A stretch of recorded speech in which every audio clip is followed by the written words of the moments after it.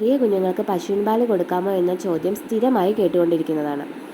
ഓരോ മൃഗത്തിൻ്റെ പാലും അതിൻ്റെ കുഞ്ഞിന് വേണ്ടിയിട്ടാണ് ഡിസൈൻ ചെയ്തിട്ടുള്ളത്. പശുവിൻ്റെ പാല് പശുക്കിടാവിനും മനുഷ്യൻ്റെ പാല് മനുഷ്യക്കുഞ്ഞിനും വേണ്ടിയിട്ടുള്ളതാണ്. 100 ml ബ്രസ്റ്റ് മിൽക്കിൽ 1% പ്രോട്ടീൻ അടങ്ങിയിട്ടുണ്ടെങ്കിൽ അത്രയും എമൗണ്ട് പശുവിൻ പാലിൽ അതിൻ്റെ 3 ഇരട്ടി പ്രോട്ടീൻ അടങ്ങിയിട്ടുണ്ട്. നമ്മുടെ കുഞ്ഞുങ്ങൾക്ക് വേണ്ടതും ദഹിക്കാൻ ഉതകുന്നതുമായ അമിനോ ആസിഡ്സ് ആണ് ബ്രസ്റ്റ് മിൽക്കിൽ അടങ്ങിയിട്ടുള്ളത്. എന്നാൽ പശുവിൻ പാലിലെ പ്രോട്ടീൻസ് കുഞ്ഞിന് ടോളറേറ്റ് ചെയ്യാൻ ബുദ്ധിമുട്ടുള്ളവയാണ്. ഇത് കുഞ്ഞിന് ഇൻഡൈജഷനും കുഞ്ഞിൻ്റെ കിഡ്നിയിൽ ഓവർലോഡും ക്രിയേറ്റ് ചെയ്യാനാണ് വഴിയൊരുക്കുന്നത്.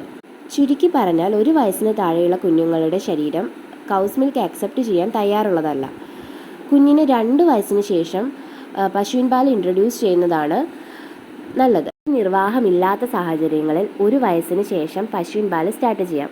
ഉദാഹരണത്തിന് വർക്കിംഗ് മദർ, അതുപോലെ തന്നെ തീരെ മുലപ്പാൽ ഇല്ലാത്ത സാഹചര്യം, ഫോർമുല മിൽക്ക് അഫോർഡ് ചെയ്യാനുള്ള ബുദ്ധിമുട്ട്, ഇങ്ങനെയുള്ള അവസ്ഥകളിലെല്ലാം.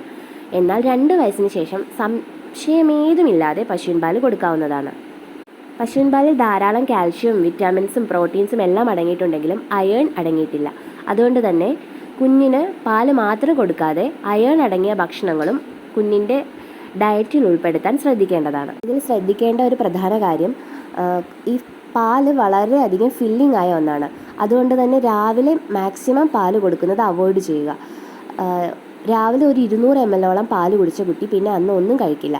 അത് കുഞ്ഞിന് മറ്റ് ഡെഫിഷ്യൻസീസ് ഉണ്ടാക്കാനുള്ള സാധ്യതയുണ്ട്. പാല് കൊടുക്കുമ്പോൾ നേർപ്പിക്കാതെ കൊടുക്കാൻ ശ്രദ്ധിക്കണം.